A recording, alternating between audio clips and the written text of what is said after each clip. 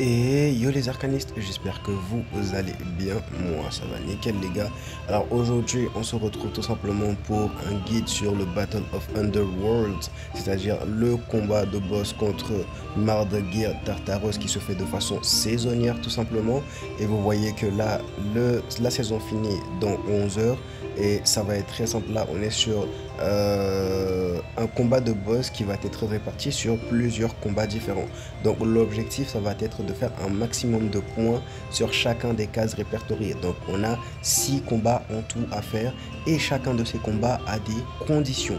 Donc là tout simplement on a une partie où on va devoir jouer avec des personnages de type power. Donc ici et là. Ici, ça va être des personnages de type intelligence qu'on va devoir utiliser. Ici, de type agilité. Ici, de type versatilité. Là, de type physique. Et enfin, le dernier slot où il n'y a aucun prérequis. On peut utiliser n'importe quel personnage de notre box sans condition aucune. Donc, ce qui est intéressant, c'est tout simplement que ce mode de jeu va mettre, mettre votre box au défi, étant donné que vous aurez besoin évidemment d'avoir une box assez bien garnie en termes de quantité mais également en termes de qualité. Vous voyez que là par exemple sur mes personnages de type power, étant donné que je n'ai pas des personnages power incroyables, en tout cas qui ne sont pas montés et d'ailleurs j'en ai peu, bah tout simplement vous voyez que je n'ai fait que 86 000 points.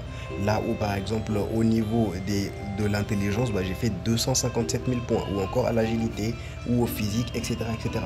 Donc ce qui est intéressant à noter les amis, c'est tout simplement que vous allez devoir choisir les personnages en fonction de votre box. Donc vous allez voir ici par exemple, vous savez qu'on a trois types de personnages, plutôt quatre éléments dans le jeu, on va appeler ça comme ça, quatre types de personnages plutôt.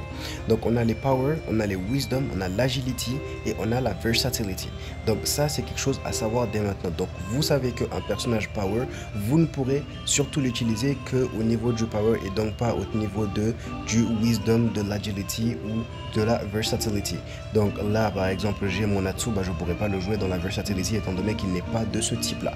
Mais par contre, étant donné que Natsu est physique, bah, du coup je pourrais le jouer dans la partie physical. Donc il y a également une partie de stratégie dedans parce que je sais que Natsu est power et il est physique. Si je l'utilise dans les power, je ne pourrais pas l'utiliser dans les physiques. Et d'ailleurs je ne pourrais non plus pas l'utiliser là où il n'y a aucune condition à remplir en termes de personnage. Donc ça veut dire que mon Natsu je peux l'utiliser soit dans les power, soit dans les physical, soit dans les no deploy conditions. En tout cas je peux le déployer dans les trois. Sauf que je ne peux le faire que dans un seul des trois. Vous voyez ce que je veux dire? Donc c'est très important de savoir où vous allez jouer votre personnage pour pouvoir maximiser les bienfaits de votre stratégie. Donc là par exemple, on a Jelal que je pouvais mettre autant en versatility qu'en physical, mais étant donné qu'en versatility je pouvais tout simplement mettre Brain et Bisca, je ne me suis pas privé, j'ai justement mis Jelal en physical, donc il n'y a pas de souci par rapport à ça. Donc c'est un peu comme ça que ça se passe les gars, vous avez juste à cliquer sur les deux épées qui se croisent, vous choisissez les personnages que vous voulez jouer sur le niveau et ensuite vous faites start pour commencer le combat les gars. Et le combat se fait en deux phases. Vous avez une première phase où vous avez des mobs qui s'affrontent. Là je vais le faire tout simplement pour l'exemple les amis. Donc là on va start. Vous allez voir à peu près comment ça se passe. Donc là on va avoir des vagues de monstres qui vont arriver un à un. Là vous voyez les monstres qui sont là, je vais devoir les attaquer et en fait ce n'est pas par ordre de kill mais par dégâts. Vous allez voir que là par exemple je vais faire des dégâts, je ne vais pas en tuer. Ah, j'en ai tué malheureusement, mais du coup j'ai gagné des points. Donc là je vais faire un coup ici, vous voyez que j'ai gagné des points alors qu'au final bah, je n'en ai pas tué. Donc en fait ce n'est pas vraiment les kills qui comptent mais les dégâts en soi. Donc lorsque je vais atteindre 100 000 points comme on le voit là, bah, ça va tout simplement me permettre de passer la phase et du coup attaquer la phase 2 qui va être contre le boss. Donc ce qu'il faut savoir c'est que dans les deux phases on a un timer. Ce timer là il est ici. Donc lorsque le timer va se finir, si nous avons le nombre de points requis, on passe à la phase suivante. Si nous n'avons pas le nombre de points requis, on va tout simplement simplement arrêter là et du coup on n'aura que les points qu'on a gagnés. Imaginons que du coup là je finisse le niveau avec 4587 points, bah j'aurais tout simplement gagné 4587 points sur ce niveau avec les personnages power. Ça c'est quelque chose à noter par exemple. Donc là ça va être intéressant d'infliger un maximum de dégâts, mais ce que je n'ai pas dit c'est, vous avez vu les sphères bleues foncées qui sont sur le terrain. En fait ces sphères là, lorsque vous allez les prendre, vous allez avoir un buff d'attaque sur vos alliés. Donc ça c'est très important à noter, vous allez avoir un énorme boost d'attaque sur toutes vos équipes et du coup faciliter encore plus les dégâts et les kills que vous allez faire. Bien sûr il faut d'abord tuer les mobs qui sont là devant vous pour en faire apparaître d'autres au fur et à mesure. Et vice versa, vous allez devoir prendre les boules qui sont sur le terrain pour en faire apparaître d'autres plus tard avec un cooldown précis. Donc les boules apparaissent avec les vagues de monstres à peu près en synchrone. Donc là vous allez pouvoir être constamment sous buff. Moi la stratégie que je vous donne c'est tout simplement de prendre les boules un à un, parce que tout simplement si vous prenez les 5 à la fois, prendre les boules dure 15 secondes d'effet. Lorsque vous allez les prendre, les effets vont durer 15 secondes si je dis pas de bêtises. Et par exemple, imaginons que vous avez pris une première boule qui va vous faire 15 secondes de cooldown, de durée de buff sur vous, buff d'attaque, et qu'il ne vous reste plus que 5 secondes lorsque vous allez prendre la deuxième boule, où vous allez pouvoir rafraîchir, non seulement augmenter les effets, mais également rafraîchir le cooldown qui va repasser à 15 secondes.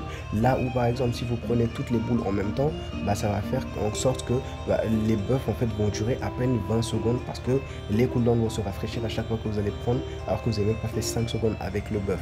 Donc au final, vous allez passer de quasiment une minute de buff à long terme à 20 secondes, parce que vous allez enchaîner les boules directement. Et ça va également être le cas contre le boss. Vous allez devoir prendre les boules également au fur et à mesure pour tout simplement maintenir le buff d'attaque autant que possible et vous faciliter les dégâts et donc le score sur le niveau les gars. Mais ce n'est pas tout, parce que ces scores que vous allez faire vont compter dans un leaderboard, ça va compter dans un classement, et ces classements se trouvent ici. Vous voyez que là par exemple je suis deuxième en termes de battle points total. Donc les battle points total, ça va tout simplement être l'addition de tous les points que vous avez fait. J'ai encore de quoi optimiser, franchement je peux faire beaucoup mieux que ça, mais déjà c'est pas mal du tout. Donc là je suis deuxième et vous voyez que là en maintenant ma place de deuxième, je vais tout simplement gagner ça. Donc 60 cristaux, 30 000 gold et là des skystone ici. Donc ça déjà c'est très intéressant. Donc imaginons que là je finisse le truc deuxième, bah, la saison finit dans 11 heures. Donc là on va voir dans les ranks, dans les ranks tout simplement, on voit que là je suis dans la partie non classée, dans la partie bronze tout simplement. Donc pour atteindre le prochain classement qui est tout simplement le silver, je vais tout simplement, quoique je ne me souviens pas très bien si on commence bronze et après on passe silver, parce que là je ne vois pas le bronze, ou si on commence directement silver. Mais dans tous les cas, si la saison finit, je vais aller tout simplement à la ligue suivante. Donc si j'étais bronze, bah, je vais tout simplement arriver au silver, et si je finis la saison en silver, bah, je vais tout simplement gagner les récompenses qui sont là. Puis je vais aller en gold en finissant, en atteignant par exemple là je vais aller en silver, je vais gagner du coup la récompense des silver. Lorsque je vais atteindre le gold, je vais avoir les récompenses du gold, platinum ensuite, diamond ensuite, et enfin on est en legendary. Donc plus vous allez avancer, plus vous allez être dans le top comment dire,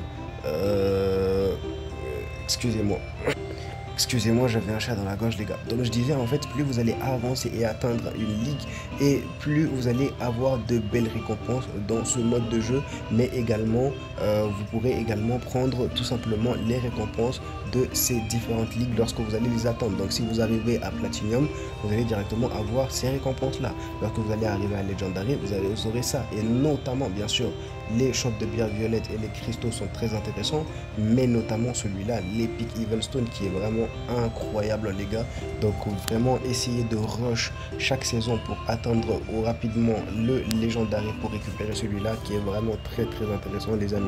Donc là franchement vraiment super cool ce mode de jeu.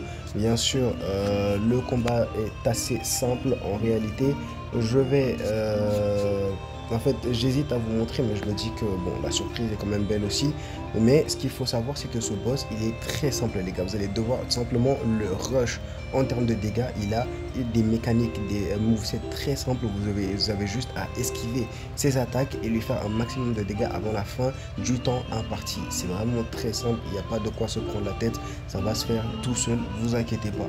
Donc là, par exemple, si je finis un niveau, imaginons que j'ai fini le niveau avec Jelal, je veux récupérer les récompenses. De toute façon, vous allez avoir un point d'exclamation ici en rouge qui va vous dire que vous avez tout simplement des récompenses. Donc à chaque fois que vous finissez un niveau, en fonction du nombre de points que vous avez fait, vous pouvez récupérer des récompenses. Donc là, vous voyez que si j'arrive à faire 300 000 points sur la partie de Jelal, j'aurai ces récompenses encore. Puis 400 000 points ici, ainsi de suite. Et ça vaut pour chacun des niveaux. Donc là, par exemple, avec Natsu, j'ai tout simplement pas fait grand chose. Vous voyez que j'ai fait que 2 récompenses, alors que là, j'ai tout ça à récupérer. Et ces récompenses-là se resettent évidemment à chaque saison. Donc à chaque saison, vous pourrez récupérer tout ça. Vous inquiétez pas par rapport à ça, les gars. Donc là, vous voyez qu'il y a toutes ces récompenses là. Donc c'est vraiment toutes les récompenses qui sont là. Et également, vous avez des récompenses en termes de leaderboard aussi, mais également en termes bien sûr de rank, donc de ligue. Vous inquiétez pas. Donc là, j'espère que le tuto a été simple pour vous, les gars, que j'ai été assez clair et concis. Si vous avez des questions, n'hésitez bien sûr pas à les poser en commentaire. Je me ferai un plaisir d'y répondre. Sur ce, moi je vous laisse. Je vous dis à la prochaine. Tchuss.